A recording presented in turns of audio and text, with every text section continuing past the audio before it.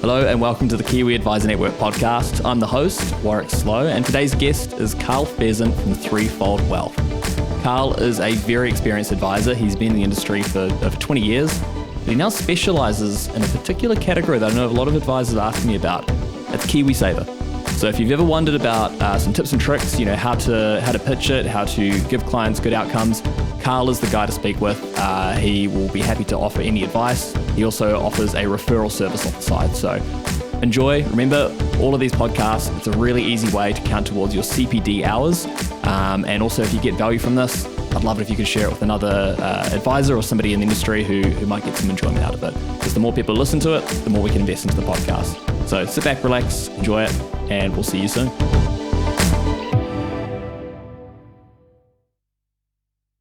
Pheasant, thanks for joining us today. I'm so stoked you could come out to the office and the studio and give us your time. I think I'm keen to dive straight into it. You focus on KiwiSaver. Tell us about how you landed in that and started specialising. Well, I think it's quite interesting how I fell into it. I've got a background in insurance, so I probably spent about 15 years in the insurance industry. And I remember having a chat with a compliance manager I got chummy with. And I said, have you ever thought about being an advisor? And he said, yes. But when I do it, I want to do KiwiSaver. And I said, KiwiSaver, why is that? And he spelt out why. And I made a mental note at the time. And I thought, it's a really good idea.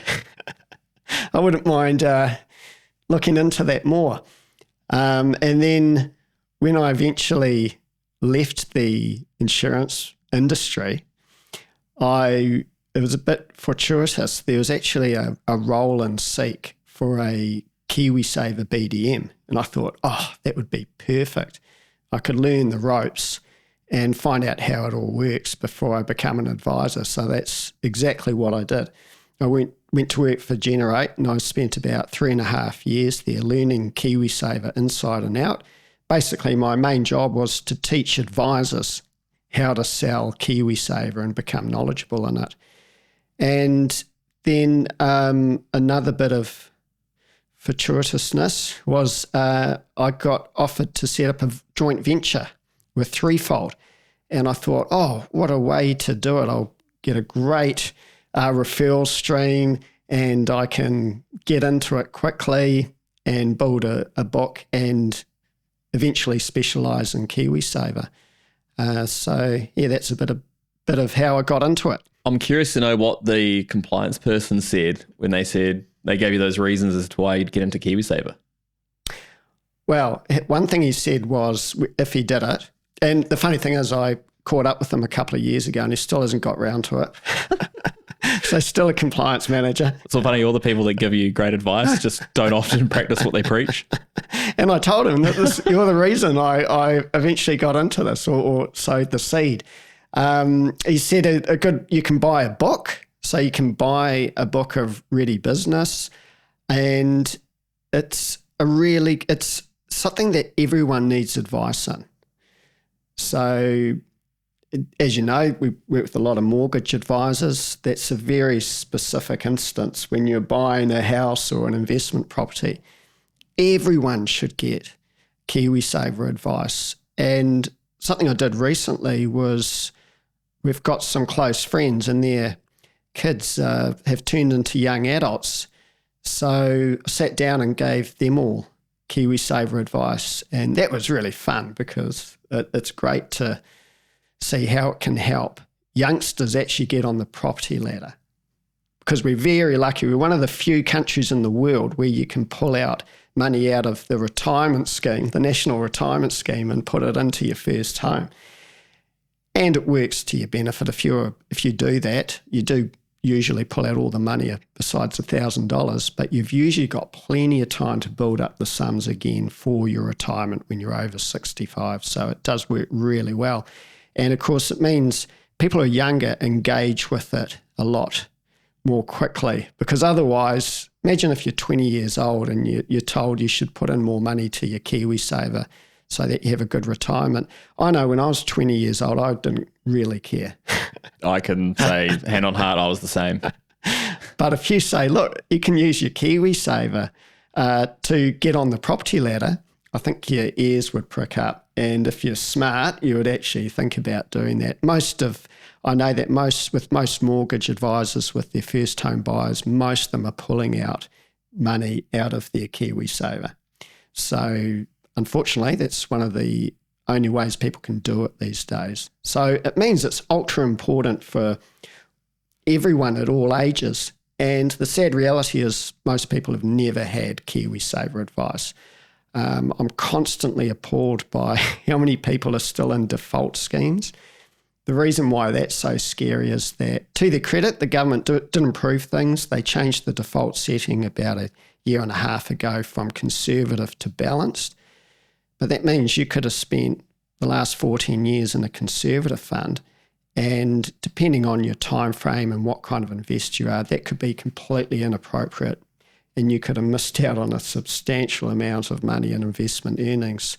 And the other scary thing is how many people haven't enrolled into KiwiSaver yet. Oh, yeah. So you do get automatically enrolled when you start a new job, but you've got 60 days to opt out. And it's scary how many people have done that over the years. It's even a great benefit for self-employed people, because if you're self-employed, you should still put in enough to get the free government money. It's just $20 a week. Yeah. You put in $1,042, get $521. It's like a 50% return. So a lot of what I do is just educating people on the benefits of KiwiSaver. Once I give people the information and I explain it to them, there's some other really important things people have to understand. That's volatility. If you've got most of your money in shares, it's going to be a roller coaster ride. So you've got to understand that, you can get better returns, but you've got to be prepared for short-term volatility as well. And that way you get people who previously thought they were more suited to a conservative fund thinking, no, actually, I should be growth or aggressive. Now that I understand it, I'm more comfortable with a different kind of fund type.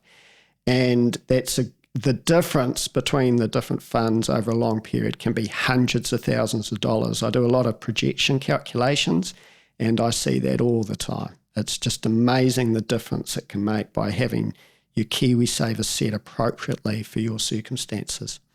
So you've built a really good picture as to why KiwiSaver is a good product. Why is it a good thing to add into an advice business? Well, it's a good way to protect your clients. It's such a good product for advisors to come in and get their grips into your clients. Now, of course, if you use someone like me, if you referred to me, all I do is KiwiSaver. So what you're really doing is you're supplementing the advice you're giving, if it's mortgage or insurance, is by saying, hey, I work with this great KiwiSaver advisor called Carl. He specialises in it. He'll look after you, and that's all he does. But you imagine another advisor comes along who does a multiple of different products. Maybe they do KiwiSaver and insurance or mortgages or a mix of all those. It's a really good way to add value to clients, because clients are quite thankful that you've explained how KiwiSaver works and you've helped them adjust it. Maybe they were in the wrong fund type. Maybe they were in an underperforming fund. Maybe that you've switched them. If you've switched them, you might have switched them to a provider that gives much better customer service. And I also find a lot of people are becoming more and more interested in investing. You can actually see that in the rise of the popularity of platforms like Sharesies and Hatch. There's even a new Aussie outfit launching in New Zealand this week. And unfortunately, people can make a lot of mistakes when they start investing themselves, but you can pick up a lot of good knowledge just by paying attention to your KiwiSaver and reading your KiwiSaver updates. But yeah, to circle back to your actual question, it's a great way to add value, protect your clients so they're not pinched by someone coming along and getting in on the KiwiSaver. And also, if you've got an interest in it, you can always do what I've done. I've spent 15 years in the insurance industry and the last 6 in KiwiSaver, and it's like a fresh breath of air to me. I absolutely love doing it. I got sick of insurance because at the end of the day, it can be a bit doom and gloom. Yeah. Maybe after 15 years, I'd had enough. I think I was kind of a victim of my own success. So I went from being an advisor to being an account manager to being a sales manager. And then eventually when you're a sales manager and you're running different sales teams, you end up spending a lot of time on things like compliance. And also you can easily spend all day in meetings, and half the meetings you might be sitting there just thinking, why the hell am I in this meeting? and the reason is they needed a representative from distribution at that meeting. I much prefer client meetings, because if I have an hour-long meeting with a client explaining how KiwiSaver works and making recommendations, it just feels so much more valuable, and I feel like I'm doing much better quality work. It feels more fulfilling when you finish at the end of the day. It's not, I've sat in, 8 hours of meetings with not really making a difference. But, if you've had like 8 meetings with individual clients going through their KiwiSaver, you could be gaining them hundreds of thousands of dollars over the course of their lifetime. Exactly. And it's so exciting because of that. Okay. So when you were training advisors at Generate, what are some of the things that you would teach them to do to be more effective at giving KiwiSaver advice? I guess it does touch on that sales element too. Yes. Well, my background has been teaching a lot of people how to sell. But with KiwiSaver, it's very much a soft sell. A lot of it is education. I'm constantly surprised by what little people actually know about KiwiSaver. So that's why it's important to cover off all the basics. Don't assume that they know that there's a 3% employer contribution or that there's different contribution rates that you can do. Most people don't know how the government contribution works. Most people don't know how it's designed to make it as safe and secure as this form of investing gets. So that's explaining how it's that your money is held in a trust and it's independently monitored and supervised. People, and one of the reasons why that's important is it was only 10 or 11 years ago that 150,000 Kiwis lost money on finance companies going under. So people can be naturally reluctant to realise that it is safe to switch their KiwiSaver if it's in their best interest.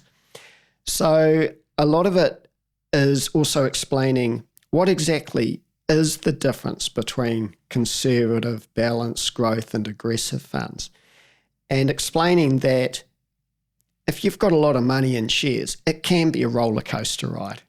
They go up and down. So what's really important to consider is your investment time frame. How old are you? How long have you got until you can access the funds? If you're 40 and you're owning your first home, so you can't do a first home withdrawal, that's 25 years. That's a long time in the investment world. So you want your money working hard for you. And also a lot of people still think you turn 65 and you pull out all the money in a lump sum. Well, I've got a lot of clients who are over 65 and they all do different things. Some people treat it like an emergency fund. Some people set up a regular withdrawal. So you could set it up weekly, fortnightly, monthly, even annually.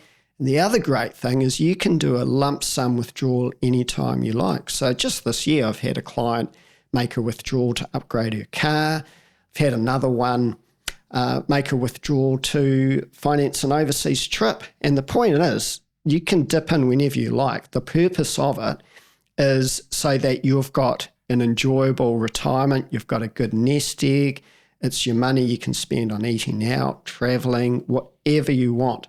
If you're relying on New Zealand Super, well, here's a good question for you, Warwick. Do you know what New Zealand Super pays at the moment? Oh, goodness. $500 a week? Well done. You're onto it. No, you're onto it. Okay. They do review it each year, and it usually goes up on the 1st of April this year. So the new figure for a single person after tax is $496 a week. So you're bang on. Very close, at least. I'll take that. I do annoy my partner with that from time to time. She'll be like, oh, how much do you think this was? And I'm usually quite good at guessing, or I'll just go way over so it ruins a little game anyway. Now, there's a caveat though. You've got a partner. Yes. So when it's two of you as a couple and you're both eligible, so you're both over 65 and eligible for New Zealand Super, it ends up being $381 a week each. So you think about that. Is $381 a week enough to pay the bills? Hopefully so, but it doesn't leave anything extra to enjoy your retirement. If you talk to Kiwis 20 years ago and ask them what their retirement plan was for Aucklanders, sorry to pick on Aucklanders, but it is fun to pick on Aucklanders though. Aucklanders would probably say, I'm going to sell my Auckland house and use the capital gains to fund my retirement. And if they were a business owner, then they would sell the business. And they move to Whangamata. Well, the problem is house prices are up all around New Zealand. So that strategy doesn't work so much. And also, why should you move away from your community and your friends and your suburb? You might want to stay exactly where you're currently living. I don't want you to have to do what my parents did, which is actually sell their Auckland house, use the capital gains and move to Whitianga. Now, fortunately, they're very happy in Whitianga. That sounds like a great move. And I'm very happy that they're there too, because it's like having a free batch. I want to do that move. We can rock up any time. We can even take the dog. So perfect. It's worked out good for us. But what I'm trying to say is you want financial flexibility in the option. You don't want to have to sell up in Auckland because you have to financially. Yeah. And how do you communicate this? Or like, what tips would you give to other advisors about communicating the value of KiwiSaver advice in a really efficient way? Because I can hear all the benefits when you discuss them with me, but is there like any tools you use? You know, do you draw little diagrams? Do you restrict meetings to half an hour? Like, how do you do it in an efficient way?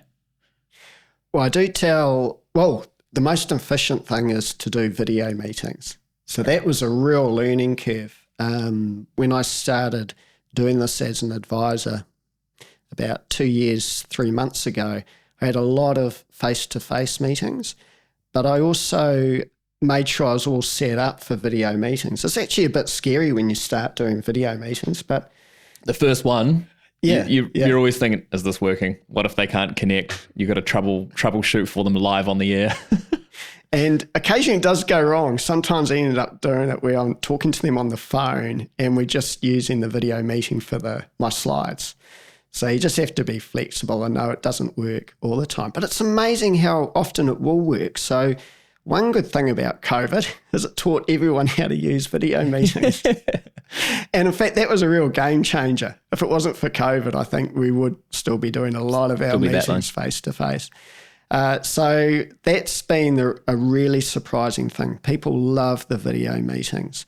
And I say, look, we'll book it in for 45 minutes. I do want 45 minutes so I can go through everything I want you to understand. If you're enjoying it, we can go longer. If someone really wants to understand it in thorough, I'm happy to go up to an hour and a quarter, hour and a half. But most people like a meeting that's about 45 to an hour long. That's pretty good. And that involves giving them a projection of what a balance would look like at 65, giving them an overview of how KiwiSaver works, answering all their questions. What tools do you use for that, for the projection?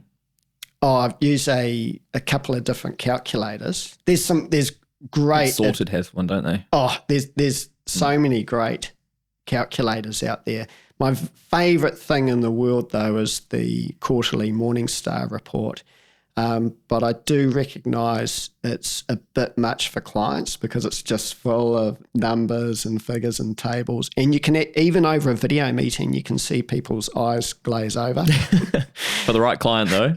For the right client, and you can tell they're into it, I'll say, don't worry, I'll email you a copy of this after the meeting because it's great info for people who love numbers and facts and figures. But it's really just important that people understand the basics of KiwiSaver, what difference that it makes being in the different fund choices. There's figures out there. So the FMA makes all KiwiSaver providers use certain figures on their websites, and they're quite conservative. So, for example, they say if you're in a conservative fund, you can expect a return of 2.5% per annum after fees. If you're in a balanced fund, it's 3.5. If you're growth, it's 4.5, and aggressive is 5.5. Now, I've got the latest figures. There's a new Morningstar report just this week, so I haven't put all the numbers to memory just yet. Okay. But it's amazing when you look at 10-year averages. And one of the reasons that's interesting is we've had a period of high volatility over the last few years. And in fact, in my view, last year was the worst year in KiwiSaver history. Most investments had a negative return. Last year was across all the different categories. So it wasn't just growth and aggressive funds that had a negative return. It was conservative and moderate and balanced. And the main reason for that is it was one of the few times in history where for a calendar year we've had a negative return from bonds and shares. That's very uncommon. But that said, so what I'm saying is you take these figures with a grain of salt. So the actual 10-year average for KiwiSaver conservative funds is 4.1% and growth funds is 8%. Now, obviously, if we're talking about this a couple of years ago, we'll be talking about figures much higher than that because we've just had one of the worst years in KiwiSaver history. We have had a worst year because KiwiSaver came out just around the time of GFC. But back then, because KiwiSaver was brand new, no one had much money in their funds. So it makes a big difference being in the right fund type for you. And also, it's important for people who are first home buyers, particularly when they're close to that first home withdrawal, to actually be in a defensive or conservative fund. And the best example for that was March 2020. So, Warwick, do you remember what happened in March 2020? I remember it vividly. I believe there was a particular virus, right? Some type of... 100% correct. Yes, there we go. Ding, ding, ding. The spicy cough. Yeah. So what was interesting there was that the share markets dived in March 2020 and a lot of people saw a big drop in their KiwiSaver balance. And it was scary because might have been the first time they'd ever seen it because we had a 10-year bull run prior to that. Now, if you're more experienced in investments, you know there's cycles and they go up and down. In fact, in growth funds, we expect a negative return about every fourth year. So we're just plain dumb luck. We'd had a 10-year period of excellent returns and then it was a really nasty shock. But what was really unfortunate in New Zealand was about $1 billion moved from growth funds to conservative funds. And if people were doing that for the wrong reasons, as in their time frame hadn't changed and they were just panicking, they were crystallising the loss. They're locking it in. And the share markets bounced back really quickly. They were back to normal just a couple of months later. And we had a 1 year. Yeah, and then we had a 1 year period of fantastic growth. So that's just one example why financial advice is so important. You could make a horrible mistake like that. So how are you front-footing that type of conversation with clients? I mean, you send out newsletters or you try and book reviews. How do you build trust in some of those maybe older people in the demographic who were part of that initial retirement scheme that the government set up? I think it was in the 70s. And it folded and then everybody who had money invested in it lost it. And I know that there is a demographic of people who are reluctant to go to KiwiSaver because of that. Have you encountered that at all, or is that just a very specific case?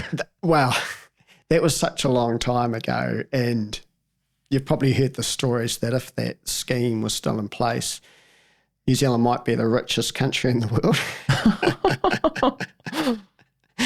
Yeah, it's quite sad that didn't stick. But I'd actually argue that it was actually the share market crash in 87 that formed a lot of Kiwis' opinions on shares. This is very different though. If you think back to then, a lot of people were investing in only one or two companies in New Zealand, and a lot of them were, of those companies, they were like the finance companies that went under a while ago. So one important point of that is diversification. You don't put all your eggs in one basket, because if you do, let's say you had all your money in Silicon Valley Bank, for example. Oh, goodness. And those shares, that would be a disaster. And that's exactly why you diversify. So if you're in a KiwiSaver scheme, your money will be invested across hundreds of different companies around the world. So there's a lot of diversification. And yeah, KiwiSaver's just set up so well. People really don't understand how lucky we have, how lucky we are to have it. Do you think the goal is to somehow get it to Australia's level? Because theirs just seems like ours times 10. The government contributes more. I think employers contribute more. Correct. The average fund size is probably like 5 times greater than ours, maybe even more.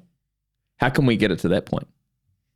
Well, it's increasing the contributions. So at the moment, over in Australia, employers put in 10.5%. Oh. And there's also a plan to increase that over time. In fact, it would probably be around 12% now, but because of COVID, they put a slow down on it. And isn't it crazy how that's their plan? But there's still companies here who they will deduct your KiwiSaver off your regular pay, and they'll total remuneration. So I think that'll be. I'm hoping that's something that gets changed. That just looks like a really quick win to me. So when KiwiSaver started, that was illegal. You could not opt out of KiwiSaver contributions through a total remuneration package. But unfortunately, a year later, we had a government change and they made it legal to do that. So 14, 15 years ago, it wasn't really a problem. Now it is. Now you're hearing it happen more and more often. So unfortunately, I think a lot of companies are using total remuneration as a way not to offer the KiwiSaver contribution like it usually is, that it's like an extra 3% benefit. Because under total remuneration, you basically cover that 3% plus whatever you contribute out of your total package. So I think it's highly likely now that everyone in the industry knows that it's a growing problem, that hopefully that'll be fixed within a couple of years. Fingers crossed. Yeah. And how do you get remunerated? I know some advisors will refer business to you. How does that work? So I'm in a really good position in that I've got a really good KiwiSaver book. I've currently got 1,700 clients. So it means I'm really doing this for the long-term value. I'm making enough to eat. So, and that's from ongoing servicing and advice commission that the different providers pay, and they're paying that out of their total fees. So the way I reward advisors who refer to me is I give really generous upfront commission. So depending on the balance, I'll pay a referral commission of between $50 and $300. So, and in fact, for typical clients, which would be a couple where they've both got over 50,000 in their KiwiSaver, but under 100,000, I'd pay $200 times 2, so that's $400. So I'm basically doing that at a loss for a few years, because I'll be doing this for at least the next 20 years. So I see the real value in looking after those clients. So KiwiSaver is a lot different from mortgage advice and insurance advice when it comes to commission. You're basically getting a really small slice of the annual fund charge that the KiwiSavers are paying. And I only work with in my view, the top 4 KiwiSaver providers out there who are doing a brilliant job, not just with performance, but also with responsible investment and great customer service. In fact, the consumer put out their awards last week, and I was delighted to see that 2 of the 4 KiwiSavers on my panel. Got awards from that. Who do you use out of interest? So I use Generate, Milford, Pathfinder, and Booster, and they all have their strengths and weaknesses. But if you pick up any Morningstar report, you'll see pretty quickly that those 4 have excellent returns in different categories. Okay. So how do advisors refer to you? How does that come about? Is there like a link, or do they just send you an email? Or what's the go? They can just send me an email. You can find me online. It's not hard, or you could just email carlpheasant@yahoo.com, and love to have a chat. Yahoo! You need a new email. That is an old one. Yeah, no. Well, it's like if you've had an email that's worked for 30 years. Yeah, you can get it to forward to a new one. I think it's time. Tell you what, for Christmas this year, I'll get you your own domain name. There you go. Now, so I guess like the elephant in the room is that there's like an obvious connection to Threefold, which do mortgages and insurance. Like, how is that siloed? Like, how are the businesses kept separate? So that's a joint venture I have. And the great thing is anything you do referring to me, I'll keep completely separate, because I understand as an advisor the worst thing that could happen is you refer to someone and they try to pinch your other business, whether it be mortgage and insurance. All I do is KiwiSaver, and you ask anyone in the industry, I've got a good reputation. I wouldn't do anything to harm that. So I can guarantee, I'll write it in blood if you want, that it's only KiwiSaver. I would like that. Yes, please. I've got the needle. Here we go. Let's go. Okay. No, that's good. Okay. So like, how many advisors do you deal with at the moment? Oh, well, might be hard to pull a figure out, but imagine it's dozens. Yeah, it's a lot. I'm fortunate to have built up a lot of good relationships over the years.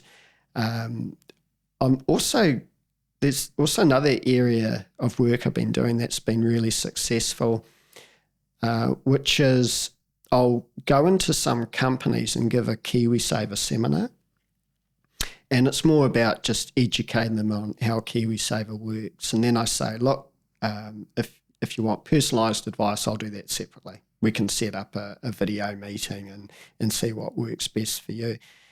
And the last time I did that, which was only about 2 months ago, and it was a building company, it actually ended up brilliant. I ended up getting 15 new KiwiSaver clients out of about 20 staff there. So it just it was really high value. So I really enjoyed doing things like that.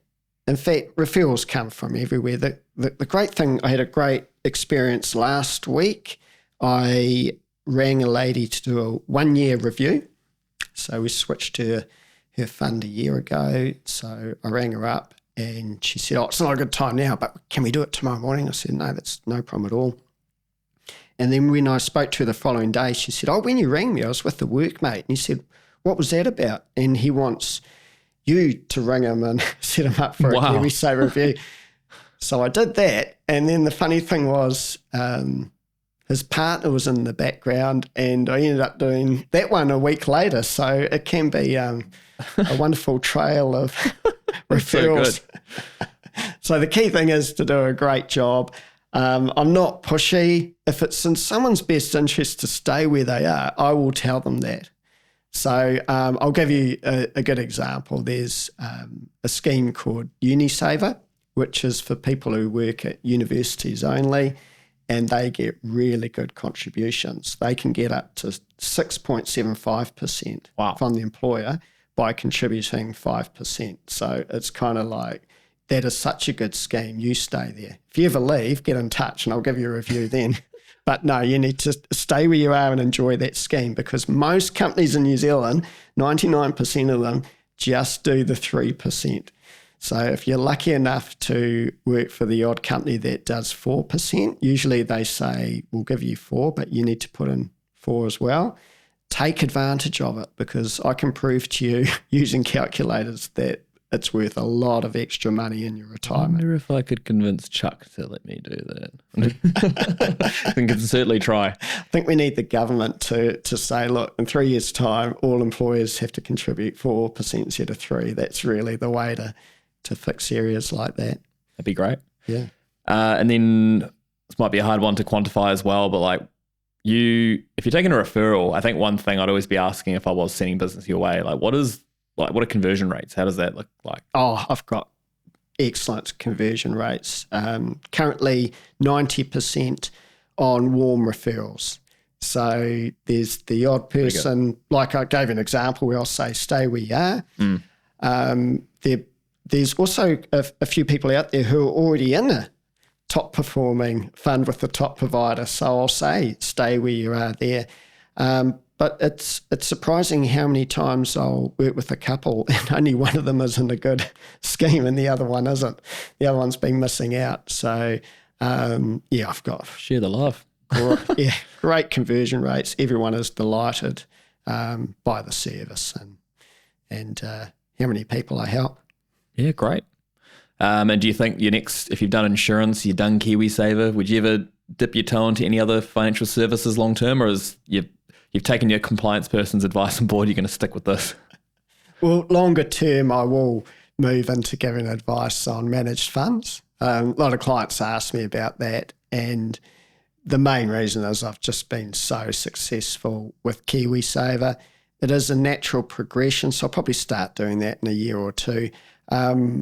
One thing I've really noticed, because obviously there's a cost of living crisis, and just an anecdotal example of the difference that's happening is a couple of years ago, I'd show people the difference higher contributions can make. And typically people would go, wow, that's hundreds of thousands of dollars extra, depending on their time frame and their age, of course. And a couple of years ago, people would move from 3% to 6% or even 8%. These days, a lot of new clients will move from 3% to 4%. And of course, that's because their mortgage rates are going up considerably. And I always suggest, hey, it's important that you regularly review what you're doing. So maybe in a year or two, we could look at dialing you up then, because hopefully in a year or two, those mortgage rates will be coming down again and people will be having a bit more money to save towards retirement. The other great thing to do when you start a new job. Hopefully you've had a pay bump. That could be a good time to increase your contributions into KiwiSaver. So the whole idea is we want you to have a really good nest egg when you're over 65 so you can enjoy your retirement. That's the important part. It seems so far away, but just slowly creeps closer and closer. I'm 48 now and my son's about to turn 17 and is now driving, and I can't believe how quickly time flies. Has he got KiwiSaver? Definitely. Good.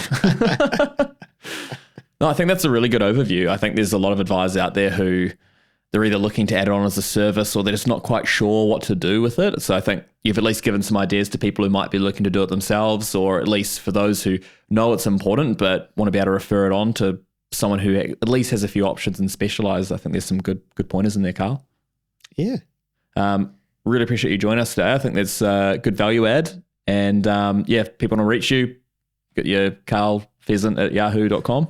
Is it yahoo.com? That's the one. That's it. Yep. Or just search me online. Yep. Carl Pheasant. Is it PH, isn't it? It's Carl with a C and Pheasant like the bird. Beautiful. Do you know what noise a pheasant makes? No. Nah, there we go. Probably a good time to finish it.